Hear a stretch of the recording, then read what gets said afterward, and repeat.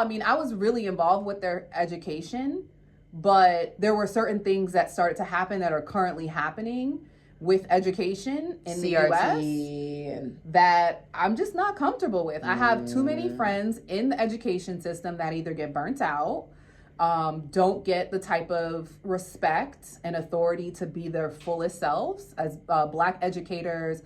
I know too many. There are so many of them, and that wasn't what I wanted for them. Yeah, you don't want a teacher who's struggling, stressed out, underpaid, overworked. There's just a lack of value in education. And even though I was doing pretty well in the US, to spend money on like private school was just not even worth it. Option. And honestly, the private schools there are really no better. And that's what I heard. Yeah, they're not. That's worse. what I heard. Some of them are worse. Hello, you guys. I am here with my special friend, Ashley in Africa. A lot of you guys actually requested me to work with her, so I just went out on a limb, reached out to her, and we are here today. Well, girl, you be looking busy. You look a little busy. I always assume, well, no, because I had to like find your Instagram and you know what I'm saying? You don't want to be like thirsty. I was excited when you reached out. Good. Yes. Well, I be feeling like I'm thirsty when I'm like, oh, hello, like I'm going to be in, like, you know. You're supposed to connect with people. You got to reach out. I do the same thing. So nobody has reached out to me yet. No? They're like people, but not like YouTubers. They're probably scared too. I don't know. Yeah, well, that's why I was scared too. Exactly. I got a couple requests too about connecting with you. So I'm so happy you did. I'm so happy you reached out. Thanks, friends, for thinking of me and hitting her up for me as well. We are both here in Dar. So I was supposed to go to Tanga together. I'm getting it together. It's okay. I was supposed to go to Tegeta to visit her, but she ended up coming out to Dar for business anyway. So we are in my Airbnb in Dar right now. And it's so cute. It's super Thank you. It's super quaint and cozy. Perfect. Very cozy. It's actually in what they've been telling me is the ghetto, but I love the streets. So as long as I'm safe, I'm good. And you feel safe. Yeah, right? I feel very safe. Yeah. You can't even hop the fence. It's like electrical. No. I don't play games. Good luck getting in here. You're not gonna get in. So even if I'm in the ghetto, someone was like, "Yeah, this is where all the prostitutes love to hang out," and I'm like, I don't judge. They're working, hard workers. So what are you doing here? What am I doing here? That's such a good question because it's like so full. But I am building my business here. I originally got here in 2020, October of 2020 with my two girls. And I spent that first year probably just chilling, like reflecting, relaxing, restoring myself. I have had a really tough 2019. So let's go to 2019. Yes, what did you have to restore yourself from? Like what was going on there? It was a combination of things. I was postpartum, so I was a year after having my daughter, my youngest daughter. I had taken a job at a tech company, which was like at the time what I thought my dream job, transitioning from music, entertainment into tech. And I also was getting my certification in data science, analytics, and visualization. Wow, so you used to be a music entertainer. No, I used to work in the music industry and then like tangents of the music industry. So I started in music and then worked with brands that wanted to align with entertainers. So I went into that space. So what made you want to leave the music space? Oh, how long do we have? I mean, I started... We got all day, child. I ain't got nothing to do, child. I'm unemployed. I mean, I started really young. I started in high school. Working on the street team for actually Def Jam music. So labels aren't really big now. People don't really know a lot about labels because the industry has changed and innovated. But at the time when I was working for Def Jam, they were like the biggest label in music. They had DMX, Jay-Z, Ja Rule, like all the folks, which was like around 2000s. Was that like early 2000s? Yeah. So I mean, that was like my intro. It's giving Murder Inc. Yes, exactly. Ashanti, Irv Gotti, Memphis Bleak. Yes, all that. Yeah. And I was super young. I was young in that industry. Had started doing, street team, and then got all the way up to pretty much working for like the executive vice president and doing all of his personal tours. And I enjoyed it, but there was just a lot to it. I mean, I feel like that was such a previous life, but eventually my lifestyle just changed and I couldn't work in that industry. Okay. Because I wanted just a more wholesome lifestyle. I get what you're saying. Like over-sexualization of women, having to sleep your way to the top, harassment, racism, all those type of things. Correct. Yeah, all of those things. Before the diversity and inclusion. Right. And the Me Too came. Before all of that. Before it was ever okay to talk about the things you were experiencing with men in those industries. So what made you go all the way from like the arts of music to tech? Yeah. So I studied economics in college, economics and marketing. And so I'm really nerdy about like economic trends and GDP and emerging markets. Girl, and like all that stocks stuff for me. Right. Like I get excited about that stuff. So I was working with the city of Atlanta actually, and was working with them to attract talent to Atlanta for the big tech companies that were coming. So this was right before Google set up their second hub, before Facebook was there, Twitter, MailChimp, before it hit $1 billion valuation. So I saw that careers were going into tech, or at least the high paying careers. Like tech was where higher income earners were going to lie. And that's where I wanted to go. Follow the money. Exactly. I used to be very motivated by money. So 2019, you are switching careers, you're postpartum, COVID has not hit just yet. Not just yet. But it was coming, and that was when you kind of just decided, like, I need something different. Yeah, well, it kind of got decided for me. So I was working at a startup, and our developers were in Asia. So I believe that the ownership knew what was coming. And so like when I got back, the day after I got back from New Year's break, I got laid off. So January 4th or something like that. So I had it all at that point because I was giving this job like 60 hours a week, damn near. I was getting my certification so that I could, elevate in the company. And I had a baby. Like I was just giving so much of myself to everybody and everything around me until I got stopped dead in my tracks and was like, okay, now it's time for you to figure out why you're feeling this way. Because I was stressed out. I was sad. I was crying all the time. I didn't know what was going on. And come to find out, I was dealing with like severe depression, or what they call now high functional depression, because I was doing the most. Putting so much pressure on yourself. Yeah, that's very, very stressful. When did it pop into your mind, like Africa? So I must admit, like Africa was never on my radar. Like it just wasn't on my radar. Outside of Cape Town, which was like a dream destination that I found in like a travel magazine, a luxury travel magazine, Table Mountain, and I cut out, what that looked like and put it on a vision board of like where I would go. But in my mind at the time, I had no idea that I was even putting Africa like in my vision. An option. Yeah. So what made you want to move like abroad? Period. I always wanted to live abroad. Always wanted to do it, and thought that once I had my daughter that I couldn't do it, because like that's the number one reason why people say they can't leave. My kids. Yeah, they gotta be around their cousins. Yeah, they need to grow up with family. Where I grew up. But I never really had Africa on my radar, but immediately I had a girlfriend who was traveling here in the midst of the whole global health experience, and she actually told me in that DM message. So I hit her up on Instagram and was like, oh, what are you doing there? How is it? You know, and she was like, it's great. We're actually going to stay here. And so I was like, oh, that's an option. Like, I could do that. Started asking her a couple questions, and I had never traveled anywhere that I didn't feel like I could live.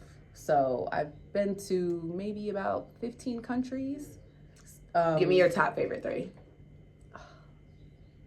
My top favorite 3: Durban, South Africa, Seoul, Korea, and Barbados. Okay, that's interesting. All very different, right? Yeah, very different continents.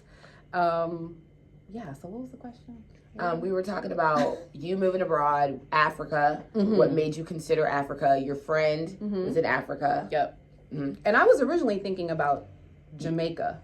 You said you've never traveled anywhere to where you didn't feel like you could live. Right, exactly. Yeah. So I felt like, all right, we could do this. And my first visit to the continent was actually us moving here. Wow. To the continent.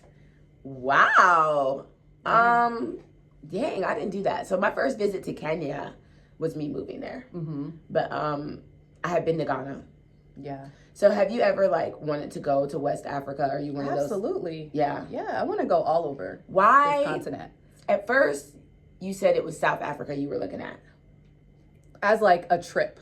As like a one-time, you know, oh, I want to go here. Just to feel the vibe. Exactly. What made you decide to plant in Tanzania out of all the countries? Well, honestly, at the time when we came here, it was the only country open to Americans on the continent. It was during all of the lockdowns. And the late great Dr. John Magufuli, you know, took his position on how he felt about what was going on in the world. And he was like, no, Tanzania is open for business. We are going to resume as normal. At the time, Tanzania had one of the fastest growing GDPs on the continent. So they were really like on a roll. Wanting to keep going. Exactly. Yeah. And he wanted to keep people going, and he had his opinions about what was going on. He voiced them. And a lot of people benefited from that, being able to come here during that time. A lot of African Americans who I've interviewed came during COVID. Yeah, which is really interesting. Yeah. So did you agree with his COVID protocol? Or did you just kind of use it to your benefit, or did you like think he was like really? It was mixed, because I was in America, you know, when every day you're looking at a screen that's telling you how many people are getting infected, how many people are losing their lives, and it was a lot to process. Yeah. I was also living down the street from a testing site, and every day the line kept getting longer and longer, and eventually started to grow in front of my house. So I knew that there was something happening, but I also knew that whatever was happening here wasn't what was happening in America. So that is what I knew. And when I came here and I saw that things were happening as usual, it made me feel a lot more secure than I felt being in America. And I have a friend who's a doctor here. He's an ER physician. And I asked him, like, so, you know, how's it looking? How them numbers looking? And while people have dealt with it here, I think there are a lot of reasons why you don't see the same amount of impact here that we see in America. Yeah, because the way it was handled here as well. Right. I think it's a mind over matter. Yeah. You know? You can't let one monkey stop a show. But, Correct. You know, we'll keep going on that. How did you feel when you landed here? When I landed, I was very confused. I had been traveling for 40 hours. I was expecting that whole, like, you know, you're home. I didn't get that. Welcome home. Yeah. I didn't get that. Part of that has to do with me not being fully prepared once I got to immigration to say the right thing, because I was so exhausted, and it was such a spiritual journey for me. Honestly, I talk about that a lot, because it is that for a lot of African Americans that return to the continent. It is as physical as it is spiritual. And I didn't have that like experience that I was hoping for. That aha moment. No. It just didn't click. So what did you do to prepare? Like, did you do a shipment or a cargo? No. You just literally came with your suitcases? I came with 10 suitcases between me and my 2 girls. Okay, so y'all get like 2 each. Mm-hmm. So you paid like 4 extra. I don't know. Yeah. I'm always paying for exactly. So, I'm always paying for extra baggage. So you're used to it. Yeah. Okay, so y'all came with 10 suitcases. Wow. Mm-hmm. What were some things that you were like, I cannot leave without? My hair products. I feel that. Yep, great hair. Thank you. And I had just did a big chop too, so I was still figuring out my curl pattern. It was going through a lot. Deodorant. Like, I'm already a big, like, I was a Costco mom. So I'm already a stockpiler. Yeah. So I already had, those toiletries and different things. But definitely hair products. And I'm glad that I did bring what I brought because it's so hard. Yeah. You're not finding that on, I'd say, at least the only place I've seen black hair products readily available is like South Africa. And it being quality legit, and it's reasonably priced, sealed clothes when you buy it. Yeah, right. No. So fraud, absolutely. So what did you do to mentally prepare your girls, and how old were they when they moved?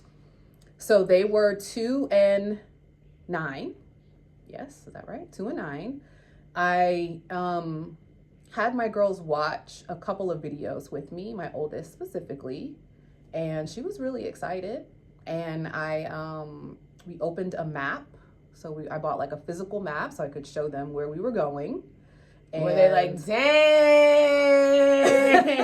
Every time when I show my son the map, he's like, oh, you got to cross here, go it's so far. Yeah, it is far. Yeah. She didn't look at it that way, but it was just really good to see perspective, like where we were in relevance to the equator, how big the continent of Africa really is. So we're looking at, you were more on the positive, optimistic, like what is around Tanzania versus like how far is it from where we're coming from? We weren't, I wasn't worried about that. Yeah. So your daughter, she was pretty excited. She was really excited. Okay. Yeah. And you said she was 12.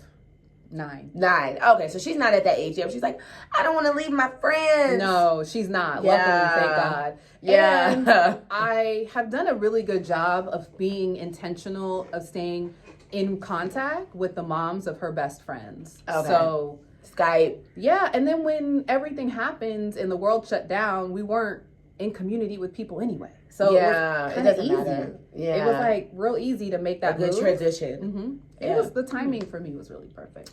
Do you homeschool them? I did. I don't now. They're in international school here. Okay. In Dar. But I did for a period of time. So they go to school in Dar. Mm-hmm. How long is that commute? 30 minutes. Oh, that's not bad. Maybe less. Yeah, that's not bad at all. Is the tuition fair? I think so.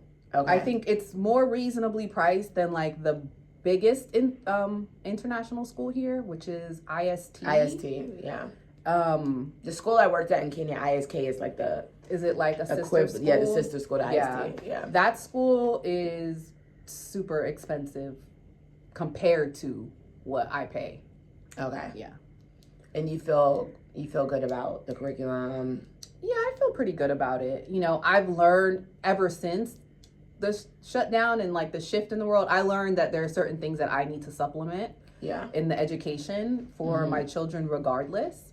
And that school is more of a social experience for them anyway. And it teaches them systems, how to follow rules. What I loved about homeschool was my oldest daughter was able to like figure out what worked for her. So she would do her studies based on what she wanted. If she wanted a free day on Friday, she would like hustle Monday through Thursday. Exactly. And that's the type of human that I'm trying to raise. And that's honestly more realistic because adults, that's what happens when you're an adult, right? It's not like oh my God. It can be, for sure. Yeah. So how was that process like? What legal processes did you have to go through with getting their like dad to kind of clear for them to come? Because I know, like, with some people I interviewed, it's a single mom situation where the dad, it was easy. Like, do you feel comfortable kind of sharing your situation, like, for those who may be battling the same thing, maybe some steps or advice? Well, in the state of Georgia, I didn't have to. I mean, I wasn't married to their dad. And although we were planning to get married, we were engaged, we didn't get married. And so legally, I didn't have to communicate our plans with him. We were in a good place as far as communication went, but there wasn't a consistency that made me feel like if I do this, he's going to, they're going to miss something. Like, yes, granted, I did everything I possibly could for 2 years to try to create that level of consistency with them and him, and that really just wasn't a thing. So I didn't feel bad. Like, I was like, okay, well, and I really tried to hustle him, like, all right, you need to spend time, like, giving him an opportunity to do that without sharing what my plans were. Just kind of see how he was going. Like, hey, like, what's you up? Gonna spend some time? Like, time is a ticking. Little do you know. But I mean, it was because also I want my daughters to just recognize a level of, like, integrity. And if people in your life want to be in your life, they'll show up. And they'll pour into you, and they'll do all of the things that you don't have to even ask. And I know that may seem like rainbows, but that's where I got to in my life after learning that I wasn't in those type of relationships. Like, I was pouring into everybody else regardless of what I was receiving back. And that's what they say, the best love given is the love unrequited or whatever. But no. No. That's dead. I'm going to turn on this light. Hold on. Okay, so some moms who are not single moms or, like, who are co-parenting may be wondering, how do you go about, like, custody or, like, kind of convincing your child's dad to easily, let your kids go? Did you face any challenges with that at all? Or I mean, it's definitely a challenge with family and friends overall. I traveled a lot. I traveled when I was pregnant with my daughter. Like, I traveled by myself while I was in relationship with their dad. So I think the travel expectation was there. And I say for any mom with children who's a single mom or co-parenting, like, you need to know your rights, like, know what you legally are responsible for and aren't responsible for, right? So if you have a parenting plan signed by a judge, you're going to have to do some communications. I didn't have that. And so ultimately, I didn't have to go through a rigid process with bringing them. Now, it got a little hectic. It got a little hectic the longer we were here.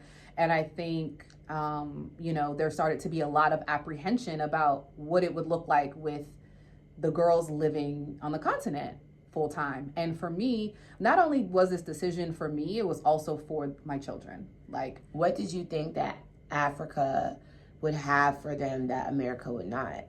Well, first of all, they don't do active shooter drills in the schools here. And for me, that was just something that I had a really big challenge with. Once I really started to recognize what was happening in the schools. My daughter went to one of the top, like, charter schools in Atlanta, all Black kids, all Black teachers. No, KIPP. Okay, KIPP Atlanta. Yep. Ooh, child, that's the ghetto for a teacher. It is. But the teachers are amazing. Like, but they going through it. They are. They are. I used to hang out with the teachers. Okay. I'll tell you. I taught at McNair. Oh.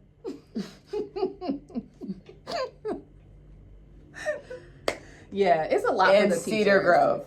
Cedar Grove was cool. I'm not familiar with Cedar Grove. They're like the #1 in the state for football. Girl. Yeah. Well, you know McNair. Yes. That says enough. Right. All right. Let's keep it going. Right. So overall, I mean, I was really involved with their education, but there were certain things that started to happen that are currently happening with education in the US that I'm just not comfortable with. I have too many friends in the education system that either get burnt out, don't get the type of respect and authority to be their fullest selves as Black educators. I know too many. There are so many of them, and that wasn't what I wanted for them. Yeah, you don't want a teacher who's struggling, stressed out, underpaid, overworked. There's just a lack of value in education. And even though I was doing pretty well in the US, to spend money on like private school was just not even an worth option. And honestly, the private schools there are really no better. And that's what I heard. Yeah, they're not. That's what I heard. Some of them are worse. That's what I heard. So I did a lot of research on like the economic, financial, social advantages of children being raised abroad. And so like it was just a no-brainer. And that's something that not a lot of people understand. Yeah. Right? Especially when they're in like fight or flight mode, which is pretty much everybody in the US, in my opinion. Yeah. So unconsciously. Yeah. Like I was really looking at their safety and giving them a life, like outside of what they know to be life in America. And so we found that here in Dar es Salaam, and South Africa has some of like the best international schools, world renowned. So yeah, I mean, education is just, in my opinion, it feels like way ahead as far as like primary and secondary compared to the US. But I don't know, would you say that as an educator? I would say in Africa, yeah, they're way more ahead. Yeah, they're so smart. smarter. Even the kids, yeah. When I went to Ghana and I was looking at the kindergarten classes, I was like, dang, they are shitting on the kindergartners who are just doing little feet painting right, hand turkeys. Like, exactly, they ain't doing that. They're learning multiple 3-digit multiplication. Exactly. I mean, it's it's equal to like Chinese education, how they're light years ahead. They come to America and run circles around us. Exactly. It is the same thing in Africa, honestly and truly. Yeah. She said it. Yeah, I wouldn't even want to teach in an African public school. They're strict. Yeah. Now, I met one teacher here who left education to become an entrepreneur because she was just like, it was a lot and very demanding too. It's very demanding, worse than in America for a teacher because their expectations are so high. Yeah. So what was your family like when you're like, hey, mom and dad, cousins and friends, deuces? Like, what were they like? That's funny because I just did a video on this today. So it was a bit of a mixed bag. Most of my friends were very much like, oh, this is so on brand for you. Like, this is so bold. Of course, you're moving to Africa. Yeah. In the middle of a pandemic. And like the height of Black Lives Matter, I think, was also going on. And yeah, so most of my friends were like super not shocked, but also like, wow, like that's bold. Like, you're really gonna do that? It was hard too because I was also very social in a lot of the work that I did for most of my career. So not being able to have like a real send off was hard for a lot of people. But I phone called people, let them know this is what I'm doing. I love you, come visit. And yeah, and I'd say I had some family that if they had beef, it was mostly because they just didn't understand, right? Like people were like, oh, where are you gonna live? Like, are you gonna live in a hut? Are you gonna? Yeah, I'm trying to decide between stick and bamboo. Right, like, well, what are you gonna eat? Like, are people starving there? Just like a bunch of, and granted, ignorant. Although Africa wasn't on my radar, I don't know that I had those perspectives about Africa. I do know that there was a lot of propaganda, but I also knew in Atlanta, like, there were a lot of Nigerians I knew that were balling. Like, so I knew it wasn't destitute. Like, it wasn't the worst place on earth. But yeah, I mean, you know, so it was a mixed bag. Some people really just didn't understand. They have their feelings. They're just stuck in that. And my other folks were really supportive, and a lot of my relationships have deepened. The ones that, some that I didn't expect, and then others that I had forever, like, kind of fell off a little bit. Because, yeah. My proximity wasn't, like, I think a lot of my relationships, especially for family, benefited off of my proximity, not necessarily the relationship, the connection. The convenience. That's what I've noticed. Do you ever feel lonely? No. A friend of mine asked me that, and I don't. I did experience homesickness, like legit. It was real last year, like around June, July, maybe around this time. But not lonely, no. I mean, I have my girls too. So, yeah. My girls. Well, I mean, outside of, like, kids, you know, because kids is a different sense of, like... Yeah, but I know what you mean. Like, Like, girlfriend lonely. No, because I have a pretty decent community here. Here, okay. Yeah. So how did you build that? How did I build that? So I mentioned my girlfriend that was sharing on Instagram about her experience here. And her and I literally have become family. So our families are family. They're like the family that I didn't have. How did you guys meet? We actually work together. She's an editor. She's a video editor. Like one of the best I've ever seen do it.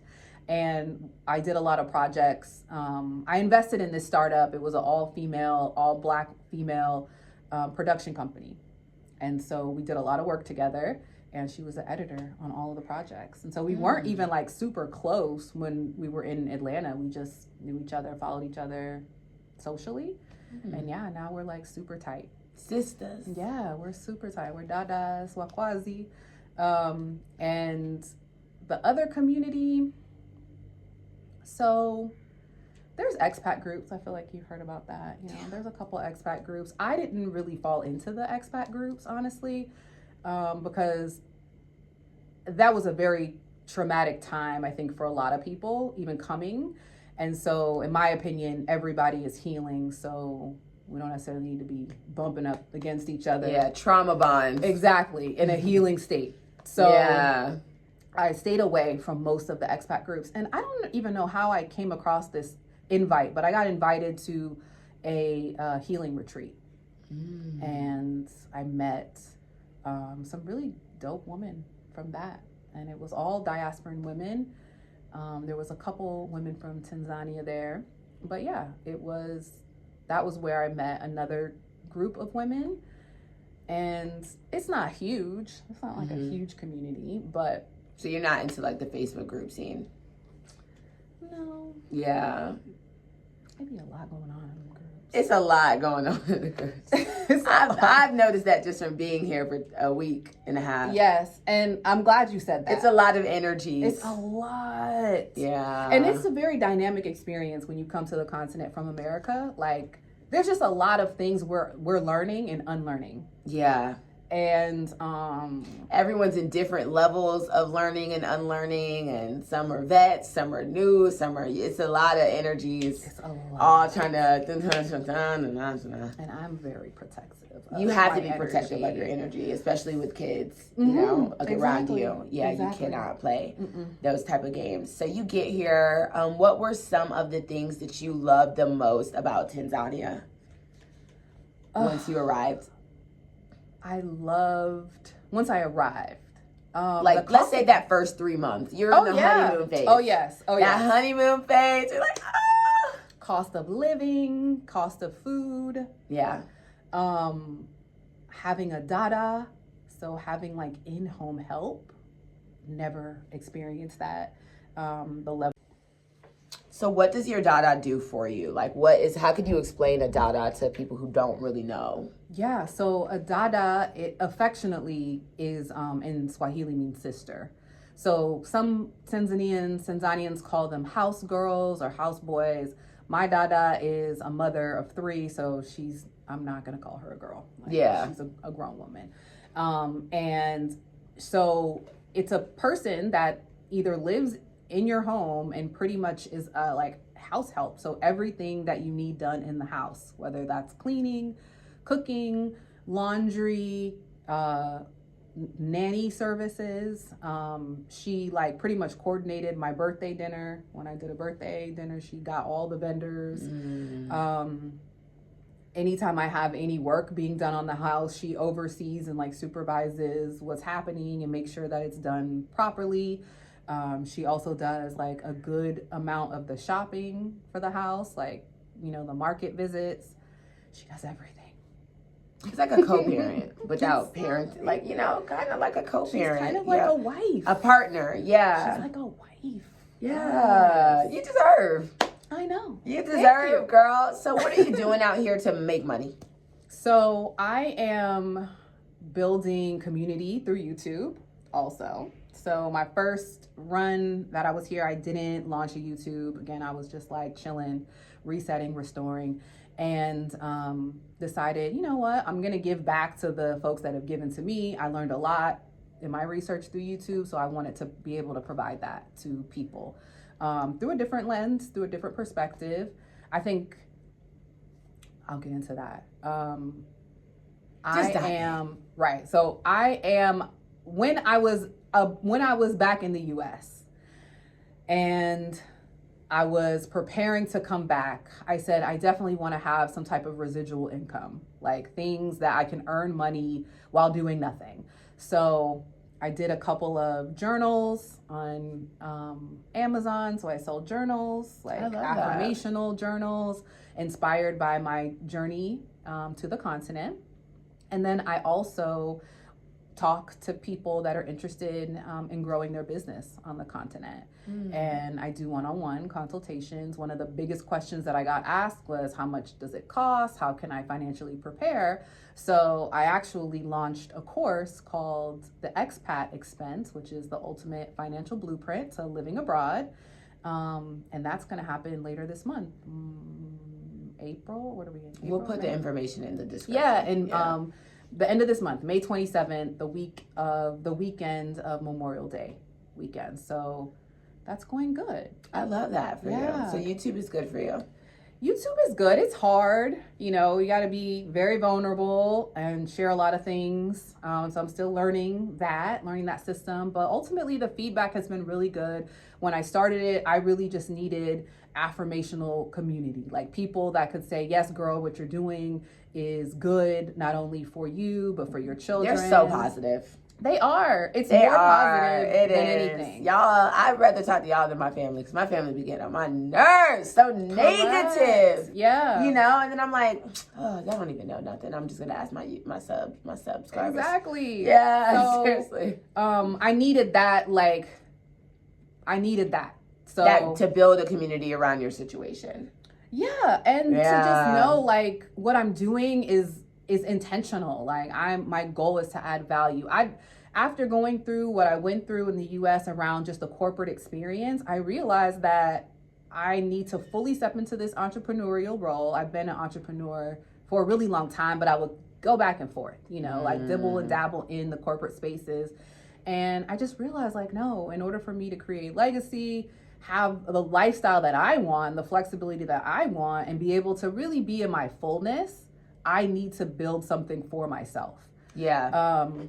And so I started a coffee business here, and I'm working on that. So focusing on intercontinental trade, trading just only through the African continent. You should open a coffee shop. See, I don't want to buy a job. Yeah. You know what I'm saying? Like, been there, done that.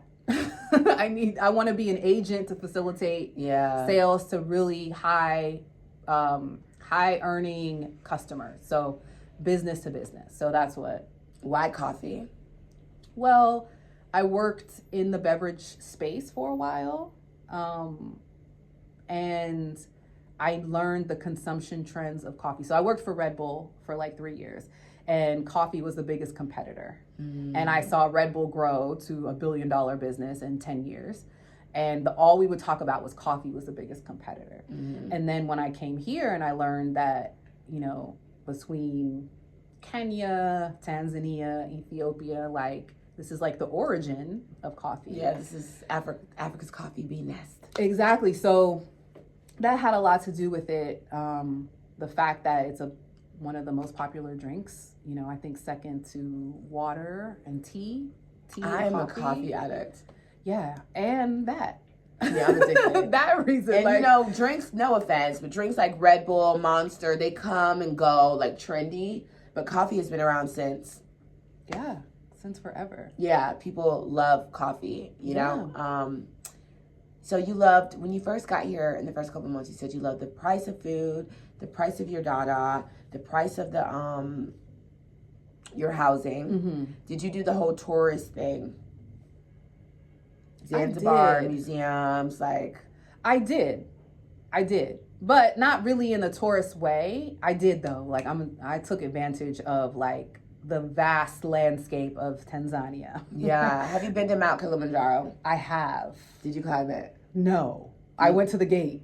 Girl, I went to the gate. I was with a tour guide and I was with a group. I was with my family and my family that I'm telling you about. And I was the only one who wanted to go on this tour. And so I couldn't be gone like for the whole day. But it's definitely something that I want to do. But the foothills of Kilimanjaro, that was where I learned about coffee, like being grown as a berry. Kahawa. Yeah, that's where I learned like really the origin of coffee. So that was a place called Marangu, which is on the foothill of Kilimanjaro. Yeah. Yep. I've been to Arusha, Usa River. I took my girls to Zanzibar for Christmas, going Christmas 2020. That is amazing. That is a honeymoon Christmas. It was everything. Perfect. Yeah. It was everything. It was everything for them. That was where I first learned the history, the history of Tanzania, which was shocking and jarring at the same time. But yeah, I did a little bit of the tourist things, like eating out, but I'm already very like intentional, strategic about money. Yeah. So I didn't do too much. You wouldn't see me out all the time, like doing the most, yes. Living a vacation lifestyle. You exactly. came here to be a native. I came here to integrate with the people. I did not come here to operate as a tourist. Yeah, I get that. Yep. How was the weather? Here? Hot. It's hot. Compared to Atlanta, girl, this... Oh, it's so hot. It is like oppressive.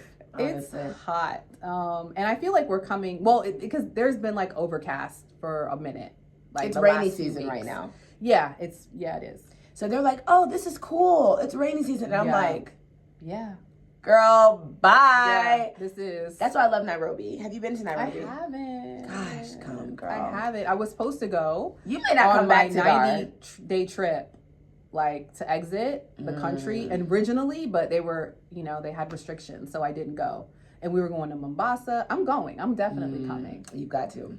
I've gotten a lot of that feedback too, just because in my reasoning for wanting to go to South Africa to be like in more of a metropolitan, like world-class city. I've heard, oh, we'll go to Kenya. It's close. Nairobi.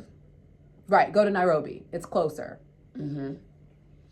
How are Tanzanian men? Are you dating? Are you single? I am not dating. I am Why? single. You're too cute to be single. I know. I'm not dating right now. I hate when people give this answer. I'm focusing on my business. But really, I am, we're in transition. So like, my plan is to be in South Africa. I started a business in South Africa to import. So you are going to leave Tanzania? Yes. Dang, I mean, girl. I think that will be bi-coastal, essentially, because my suppliers are here. You don't want to settle here? I don't want to settle here. Not because I don't love the country. Like, I love Tanzania. It has given me so much perspective. But for like a lifestyle, it's not reflective of the type of lifestyle that I ultimately want to settle in. And for dating purposes, also, like, I'm, in my 30s, I have 2 children. It seems that, men here get married really early, and they do. Divorce is not really a part of the culture. That's what I said about Kenya. East African men get married early. Yeah. And then they act like they're not married. Right. Yeah. And so, yeah, like, that's just not gonna work for me. Any expat African Americans or expats that you've been like, oh, he's a looker? That I've met? Yeah. Yeah, I met this one guy at an event, but he really wasn't like... giving what he was supposed to give. So no, we don't push those things. Okay. But I'm open, right? Like I'm open. Are you on any dating apps? I'm not. I was on Tinder for a little bit, and then a friend, he was like, Tinder's not the same as Tinder in the U.S., which I wasn't on Tinder in the U.S. It's sex-based. It's sex-based here? Like, it's hookup. I thought it was sex-based in the U.S. In the U.S., that's what I mean. Right. Yeah. But I was told that it wasn't like that here, like, because they can get that anywhere. Yeah. And for the low. They're not going to go on a dating app to get it. Like, they can find that. Yeah. So what is it like here? I don't know, but... Bumble, I've heard, is good. Here? Yeah, one of my embassy friends who works for the embassy, she finds all her little dates on Bumble. On Bumble? Okay, I need to get on Bumble. She has legit guys. Bumble it out, you know? Yeah. What have been some challenges that you have been like on days where you're just like, oh my God, like, I can't. Yeah.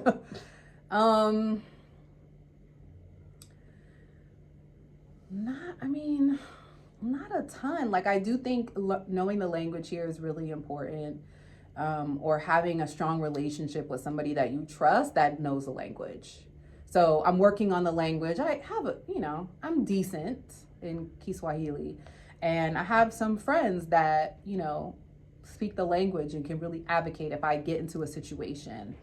I did get into a situation maybe 4 or 5 months in where a carpenter really tried to overcharge me and then tried to say he was going to, get me kicked out of the country. But at the time, I didn't know what he could do because I was a foreigner. So I had some friends, my landlord, step in and connect with her friends to help manage the process.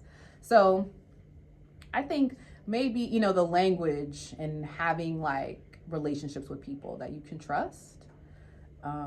Overcharging, I've just started I don't get mad about that. I understand it. It's annoying, but I do everything I possibly can to avoid those things happening, whether it's just take time to buy, research other options.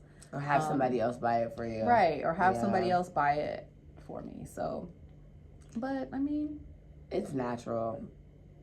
Yeah. So, even if you're in the flea market in South Carolina, someone's going to try to overcharge you if they know you're not from there, from that city, Exactly. It's natural. I've had to depersonalize it because I used to get so heated. Yeah. Because I'm like, I'm black. Yeah. I can see you doing that to one of these Europeans. I'm black. Right. Come on, give a sister a break. But they don't care. They see Mzungu. Yeah, they don't. They just see money. They don't care at all. I think that's probably the biggest thing. Because that's what I'm not really focused on the other things because I know we're eventually leaving, going to SA. But yeah, I know that was kind of like a basic answer. No, that's not basic. That's good though. That means that you're not out here struggling because there's some people I could ask that and they're like, girl, go down a list. That means that you're living well. There's like a level acclimated well. Absolutely. Yeah. There's a level of patience that is required. You just have to step into your patience. I know I am more patient. I used to be a self-proclaimed, I ain't patient. I don't have time for that. I have time. Yeah. I've had to learn how to that is one of the biggest things I've learned since being here. Patience. It's not going to happen when you want it to. Right. No matter what you do. Yeah. You could wake up at the crack of dawn and it could happen at midnight because it's not up to you. Right. You just have to expect that. You just have to go with the flow. Yeah, that's it. Or you're going to give yourself an aneurysm. Yeah. I've had to learn to let go. I'm very controlling. And this land cannot be controlled. No. You can't. No. So I've had to let it go to God. Tanzanian time is worse than Kenyan. Oh, yeah. Yeah, no. Pole. It's super pole. And it's crazy. My landlord cheap, but she having them so I don't know. Some people, they figure it out. They know how to maneuver. And she's Tanzanian, so she knows what to say, what to do, how to hold that money. Yeah. Until, people how to excite them. Yes, exactly. Yeah. How to get them motivated. Yeah. How to get them going. So, what advice would you give? Just main things that people need to know or prepare for, especially women with kids on their way, moving abroad, period. Not even just to Africa, but things that do you have anything that you wish you would have kind of done differently or wish you would have thought of before you left? One of the biggest pieces of advice that I give, especially for mothers, is to move very intentionally, but do so in silence, right? Like, as it pertains to, children, like, you have to know and trust yourself that you're doing what you're doing for not only your children, but for yourself, and trust that. I think we've been taught so much to like forget about that intuition, to not trust ourselves, and to just do what the status quo is, or do what we're told we're supposed to do as mothers. But just really trust yourself and know that what you're doing is important and necessary, and you're worth that decision. You're worth honoring yourself in that.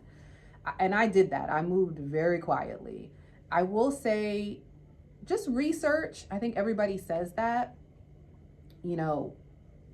Personally, I think when I researched Tanzania, I didn't look at like the dating scene, right? And like the socioeconomic or the gaps, right? Yeah. Like, and what a Tanzanian might earn, or like, how their quality of life may look versus yours as a foreigner. So researching places that you're going to go based on the type of lifestyle that you want. In the beginning, I wanted ease. I needed ease. I needed to reset and to rest. So I didn't necessarily need to be in a hustle, bustle type of environment. I needed to be in nature. I wanted to be on the coast. So it fulfilled all of those things. And then also, like, it's okay if you don't get it right. I know there's like a lot of tongue in cheek about diasporans who come to the continent and end up having to go back. Prepare as much as you can, but also if it doesn't work out, like, you can always try again, and to not feel shame if a certain place doesn't work out for you, or if you didn't prepare as well as you should have. I mean, that's just a part of the process of learning and being malleable and being agile, and just being able to pivot and trusting yourself. Yeah, I love that. Being able to pivot, because things change quickly, I love that for you. I really appreciate you coming. Thank you. This has been really nice. Let's go out to dinner and have a drink. Yes, let's. Yeah, let's relax. Bye, you guys. Follow her if you're not already. And if you're watching this from her channel, please follow me. Yes. Brittany in Africa, Ashley in Africa. We in Africa. Subscribe.